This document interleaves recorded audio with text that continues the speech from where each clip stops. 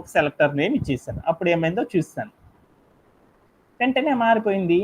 అంటే మనం కంటైనర్కి గనక తీసుకువచ్చేసేసి సిఎస్ఎస్లో రాసిన స్టైల్ గనక ఇక్కడ ఇచ్చేస్తే ఏమైందంటే వెంటనే అది ఏం చేసిద్దంటే ఆ స్టైల్ మొత్తాన్ని కూడా ఏం చేసిద్దంటే అప్లై చేసుకుంటుంది అనేసి నాకు అర్థమైపోయింది. ఎక్కడన్నా డౌట్ ఉందా? ఓకే, ఇది మనం సెకండ్ క్లాస్లో తెలుసుకున్నాం. తర్వాత అలానే థర్డ్ క్లాస్లో ఏం తెలుసుకున్నాము అంటే ఇంకో టాస్క్ తెలుసుకున్నాం అన్నమాట. సిఎస్ఎస్లో ఏం తెలుసుకున్నాము, మరొక క్లాస్లో ఏం తెలుసుకున్నాం మనము, 1 సెకండ్, క్లాస్ 2 సిఎస్ఎస్లో నెక్స్ట్ క్లాస్లో మనం టెక్స్ట్ని ఎలా అప్లై చేయాలి, బ్యాక్గ్రౌండ్ ఎలా అప్లై చేయాలో తెలుసుకున్నాం. టెక్స్ట్ అంటే ఇప్పుడు నేనేం చేస్తున్నాను అంటే ఒక కలర్ అనేది మన యొక్క దానికి ఎలా ఇవ్వాలి అనేది చూద్దాం. సపోజ్ దట్ మన యొక్క టాస్క్ ఏంది, ఈ హెడ్డింగ్ అనే భాగం ఉందిగా, ఈ హెడ్డింగ్ టూరిజం అనే హెడ్డింగ్ మొత్తం కూడా మంచి అందంగా రంగులతో కావాలనుకున్నాను. ఇక్కడ అంటే బ్లాక్ కలర్ ఉంది కాబట్టి ఓకే, ఇంకోసారి బ్లూ కలర్లో ఇవ్వమనేసి నాకు టాస్క్ వచ్చింది ఆర్కిటెక్చర్. అలాంటప్పుడు మనం ఎలా చేయాలి అనేది చేద్దాం అనుకున్నాను. అలాంటప్పుడు ఎలా చేయాలో తెలుసుకోవాలి అంటే దానికోసం ఒక మెథడ్ వాడదాం. ఇక్కడ దాకా అర్థమైంది కదా, ఇక్కడ దాకా మన టాస్క్ అయిపోయింది. తర్వాత మరుసటి టాస్క్లోకి వెళ్ళి మనం చేద్దాం. ఇప్పుడు ఏం చేస్తున్నాను అంటే ఇక్కడ టూరిజం అనే ఈ టోటల్ హెడ్డింగ్ భాగానికి నేనేం చేయాలంటే ఒక మంచి రంగు వేద్దాం అనుకున్నాను, మంచి కలర్ రావాలి అనుకున్నాను.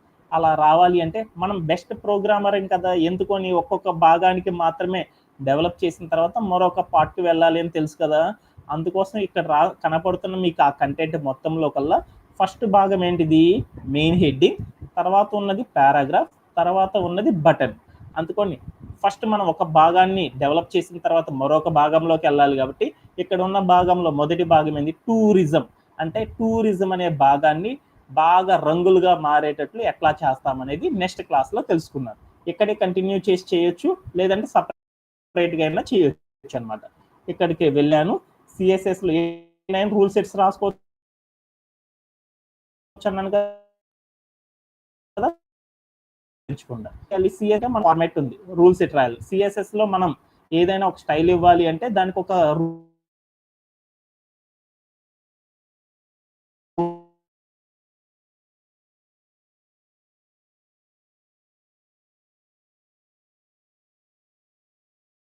చేయాలి.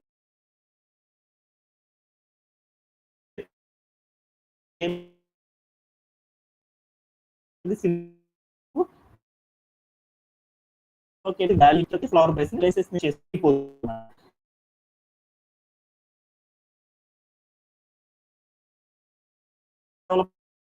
ఎప్పుడు భాగాన్ని డెవలప్ చేయాలంటే మెయిన్ హైఫన్ హెడ్డింగ్ అని ఇచ్చేస్తే సిఎస్ఏ యొక్క సెలెక్టర్ అనేది కంప్లీట్ అయిపోయినట్లు అనమాట. తర్వాత స్పేస్ ఇచ్చేసేసి తర్వాత నేనేం చేశానంటే ఒక ఫ్లవర్ బ్రేస్ని ఓపెన్ చేశాను. తర్వాత కిందకు వచ్చేసాను.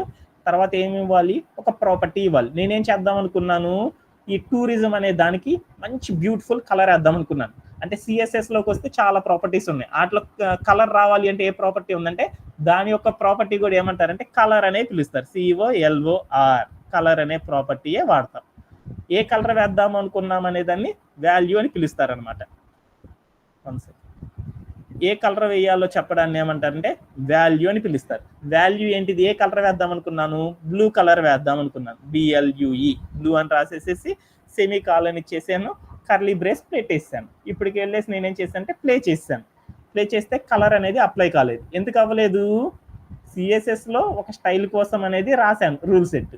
ఈ సిఎస్ఎస్లో రాసిన రూల్ సెట్ మొత్తం కూడా ఎక్కడికి తీసుకెళ్ళాలి, HTML ఎలిమెంట్కి తీసుకెళ్ళి లింక్ చేస్తేనే కదా స్టైల్ అప్లై అయ్యేది, మనకి తెలుసు. అలా అప్లై అవ్వాలి అంటే యాట్రిబ్యూట్ సహాయంతో చేస్తామని తెలుసు. ఆ యాట్రిబ్యూట్ ఏంటిది, హెడ్డింగ్ కోసం కదా మనం రాసింది. యాట్రిబ్యూట్ వాడాలి అంటే ఏం చేద్దాం, హెడ్డింగ్లోకి వెళ్ళాను, అక్కడికి వెళ్ళి స్పేస్ ఇచ్చాను. ఆ స్పేస్ దగ్గరికి వెళ్ళేసి సిఎస్ఎస్లో రాసిన స్టైల్ అంతా కూడా హెడ్డింగ్కి అప్లై అవ్వాలి అంటే అప్పుడు ఏం చేయాలి, క్లాస్ అనే యాట్రిబ్యూట్ని వాడాలి. Class is equal CLASS class is equal to double quotes మధ్యలో ఏం పెట్టాలి, సెలెక్టర్కి ఏదైతే పేరు పెట్టానో ఆ పేరు అనేది ఇక్కడ అప్లై చేయాలి అని చెప్పేశాను. సెలెక్టర్కి ఏం పేరు పెట్టాను, మనం డాట్ అనేది తీసేసి రాయాలి. ఇక్కడ మెయిన్ హైఫన్ హెడ్డింగ్ అని పెట్టాను, అది రాసేసాను. ఇప్పుడు వెళ్ళి నేను ఏం చేశాను అంటే ప్లే చేశాను. ఏమైందో చూడు, అరే భలే వచ్చేసింది, టూరిజం అనేది కలర్ఫుల్గా వచ్చేసింది కదా. మనం మంచి డెవలపర్ కాబట్టి హెడ్డింగ్ కూడా ఇట్లా కలర్ వేస్తామని నాకు అర్థమైపోయింది. అలానే పారాగ్రాఫ్ కూడా ఎలా వేయాలి అనేది చూద్దాం.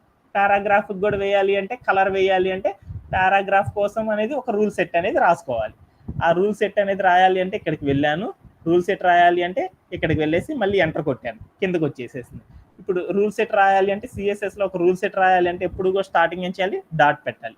దేనికోసం రాస్తున్నాం అనేది ఒక పేరు పెట్టుకోవాలన్నమాట. దేనికి రాస్తున్నాం, పారాగ్రాఫ్కి రాస్తున్నాం కాబట్టి పారాగ్రాఫ్కి ఎప్పుడు కూడా దాని యొక్క సెలెక్టర్ నేమ్ అనేది ఎప్పుడు కూడా ఏమని రాయాలంటే పారాగ్రాఫ్ అనేది రాసుకుంటే సరిపోయింది అనమాట. పారాగ్రాఫ్ రాసేసాను, తర్వాత స్పేస్ ఇచ్చేసాను. తర్వాత నేను ఏం చేస్తాను అంటే ఫ్లవర్ బ్రేస్ అనేది ఓపెన్ చేశాను, కర్లీ బ్రేస్. తర్వాత వెళ్ళాను, ఒక రూల్ అనేది క్రియేట్ చేయాలి. రూల్లో ఏమేమి ఉంటాయి, సిఎస్ఎస్ రూల్ సెట్లో ప్రాపర్టీ ఉంటుంది, వాల్యూ ఉంటుంది. నేనేం చేద్దాము అనుకున్నాను, మన టాస్క్ పారాగ్రాఫ్ అనే దానికి కూడా ఒక మంచి బ్యూటిఫుల్ కలర్ కావాలి అనుకున్నాను.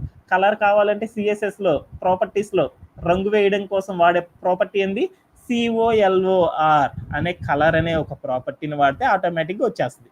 ఆ తర్వాత నేనేం చేశాను, స్పేస్ ఇచ్చి ఏ కలర్ వేద్దాం అనుకున్నాను, పారాగ్రాఫ్కి గ్రీన్ కలర్ వేద్దాం అనుకున్నాను. GREEN అని గ్రీన్ పెట్టేసాను, కాలం పెట్టేసాను. తర్వాత వెళ్ళేసి ప్లే చేశాను. ప్లే చేయగానే ఏమైందంటే నాకు కలర్ రాలేదు. ఎందుకు రాలేదు, నేను సిఎస్ఎస్లో ఒక రూల్ సెట్ అయితే రాశాను కానీ ఈ స్టైల్ మొత్తాన్ని కూడా HTML ఎలిమెంట్కి అప్లై చేస్తేనే కదా కలర్ అనేది అప్లై అయ్యేది.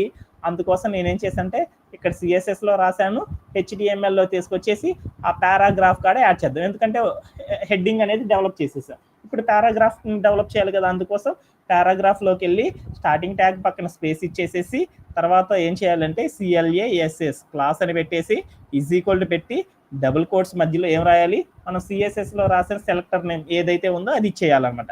పారాగ్రాఫ్ అని ఇచ్చేసాను, అయిపోయింది. ఇప్పుడు ఏం చేద్దాం అనేది ప్లే చేద్దాం. ప్లే చేయగానే ఏమొచ్చిందో చూడు, గ్రీన్ కలర్ అనేది వచ్చేసింది. మీ అందరికి కనపడతలేదు కాబట్టి వేరే కలర్ పెట్టుకుంటున్నాను. ఏం పెడుతున్నాను అంటే పింక్ అని పెడుతున్నాను, రెడ్ అని పెడుతున్నాను, బాగా కనపడింది కాబట్టి రెడ్ అని పెట్టేసాను. వెంటనే ఏమొచ్చిందంటే రెడ్ కలర్ అని వచ్చేసేసింది. తర్వాత నేనేం చేయాలనుకున్నాను, అలానే బటన్కి కూడా ఇక్కడ కలర్ ఇద్దాం అనుకున్నాను. బటన్కి కూడా ఇవ్వాలి అంటే బటన్కి ఇలా ఇవ్వడం అనేది తెలియదు అనమాట. అందుకోసం సపరేట్ క్లాస్లో తెలుసుకుందామని చెప్తున్నాను అనమాట. ఓకేనా, ఎక్కడన్నా డౌట్ ఉందా? Okay, done.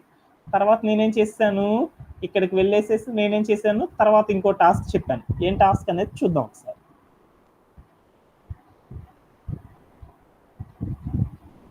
టెక్స్ట్కి ఎలా కలర్ ఇవ్వాలో చెప్పేశాను. ఇప్పుడు ఏం చేద్దాం అనుకుంటే బ్యాక్గ్రౌండ్కి కలర్ ఎలా ఇస్తారో అనేది చూద్దామని చెప్పుకున్నాం లాస్ట్ క్లాస్లో. బ్యాక్గ్రౌండ్కి ఎలా ఇస్తారు అనుకుంటే ఇక్కడ రాసిన ఈ సిఎస్ఎస్లో రాసిన వాటన్నిటిని కూడా నేనేం చేశాను అంటే తీసేసాను. బ్యాక్గ్రౌండ్ వేద్దాం అనుకుంటున్నాను, ఉంచైనా వేయొచ్చు, కాకపోతే మీకు తెలియదు కాబట్టి అది అర్థం కాదనేసి ఆ సింటాక్ అనేది తర్వాత వాడేటప్పుడు అర్థమైంది కాబట్టి కన్ఫ్యూజ్ అవుతారు అన్నమాట. అందుకోసం ఇదంతా తీసేసాను.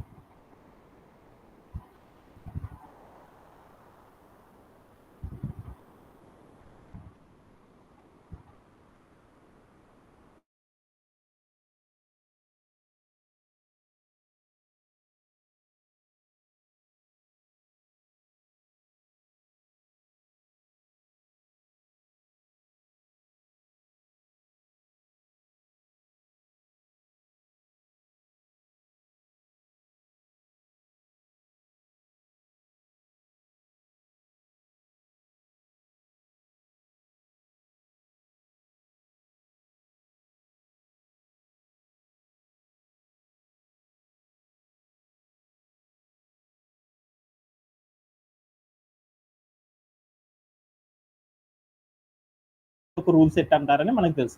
బ్యాక్గ్రౌండ్ కోసం రాస్తున్నాను కాబట్టి సెలెక్టర్కి నేమ్ ఎప్పుడు కూడా ఏమని పెట్టాలి, డాట్ అని ఇవ్వాలి. డాట్ అని ఇచ్చేసి సెలెక్టర్కి ఏమని పేరు పెట్టాలి అనుకున్నాను, మన సెలెక్టర్కి ఏం పేరు పెట్టాలి అనుకుంటున్నాను, బ్యాక్గ్రౌండ్ హైఫన్ ఏంటిది, మనం బ్యాక్గ్రౌండ్ కోసం రాస్తున్నాం కదా, ఏంటిది ఎప్పుడు కూడా బ్యాక్గ్రౌండ్ అనేది ఎప్పుడు కూడా ఏమొస్తుంది, ఈ మొత్తానికే కదా వచ్చేది. ఈ మొత్తానికి రావాలంటే ఈ మొత్తాన్ని మనం ఎలా తీసుకోవాలంటే ఈ మొత్తాన్ని ఎలా తీసుకోవాలంటే ఒక బాక్స్ లా ఉంది అని ఊహించుకోవాలన్నమాట. వెనకాలే కదా పెయింట్ చేసేది, ఒక్కొక్క అక్షరంకి వేయం కదా, అందుకని ఈ మొత్తం కింద వెనకాల ఉన్న సెటప్ మొత్తాన్ని ఏమనుకోవాలంటే ఒక బాక్స్ లా ఉంది అనుకోవాలన్నమాట. బాక్స్ ని ఇక్కడ ఏమంటారంటే కార్డ్ అని పిలుస్తారన్నమాట. అంటే బ్యాక్గ్రౌండ్ వేయాలి అంటే మనం ఎప్పుడు కూడా ఏమని పెట్టాలి అంటే CARD, కార్డ్ అని రాసుకుంటే సరిపోతుంది అనమాట. సెలెక్టర్కి నేమ్ బ్యాక్గ్రౌండ్ వేయాలంటే దాని యొక్క పేరు ఏమి పెట్టాలి అంటే CARD కార్డ్ అని పెట్టేసేసి ఒక ఫ్లవర్ బ్రేస్ని ఓపెన్ చేయాలి. తర్వాత మనం ఏం చేయాలి అంటే ఇక్కడికి వెళ్ళి ఒక రూల్ అనేది రాసుకోవాలి. రూల్ రాయాలి అంటే ఏంటిది, మనకి CSSలో చాలా రకాల ప్రాపర్టీస్ ఉంటాయి అని చెప్పుకున్నాను. దాంట్లో ప్రాపర్టీ ఇవ్వాలి కదా, నేనేం చేయాలి అనుకుంటున్నాను టాస్క్, వెనకాల పెయింట్ రావాలి. ఆ పెయింట్ రావాలంటే దాన్ని బ్యాక్గ్రౌండ్ వేయాలి. బ్యాక్గ్రౌండ్ వేయాలంటే CSSలో మనకు ఒక ప్రాపర్టీ ఉందన్నమాట, బ్యాక్గ్రౌండ్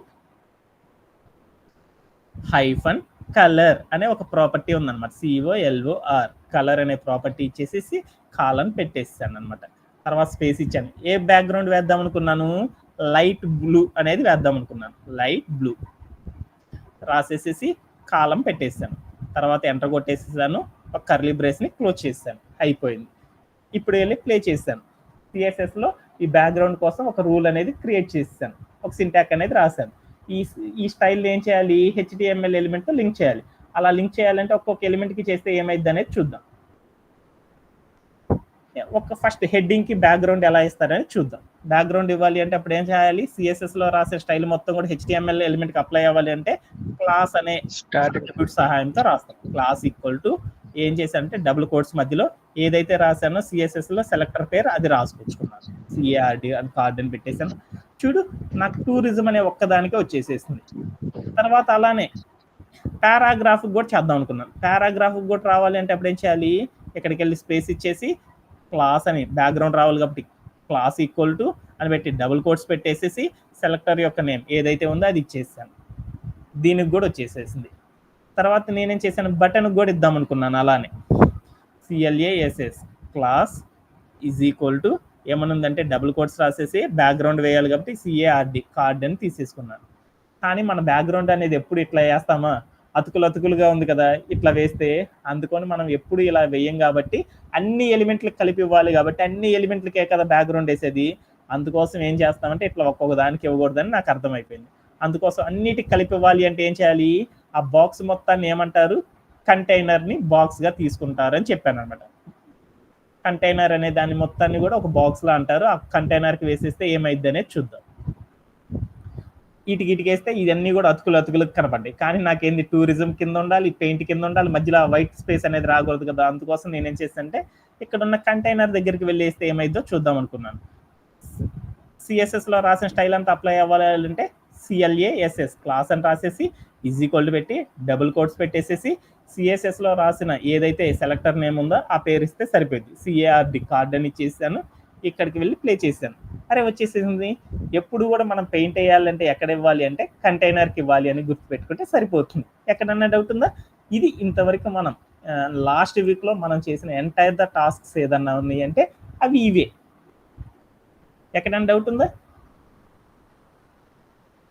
ఎక్కడన్నా డౌట్ ఉన్నాయా? No sir. ఏం లేవు కదా. Clear sir. ఇంకేమైనా టాపిక్స్ ఏమైనా డౌట్స్ ఉన్నాయా?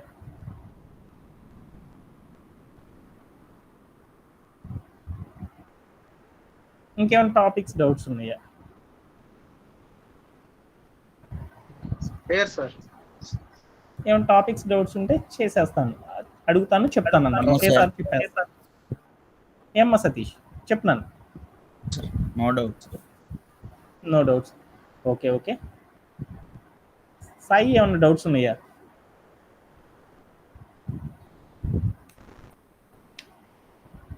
ఓకే. అండ్ టుడే అయితే ఇంక నేను లీవ్ అవుతున్నాను. ఓకేనా? Bye. Have a great day. Bye. Okay sir.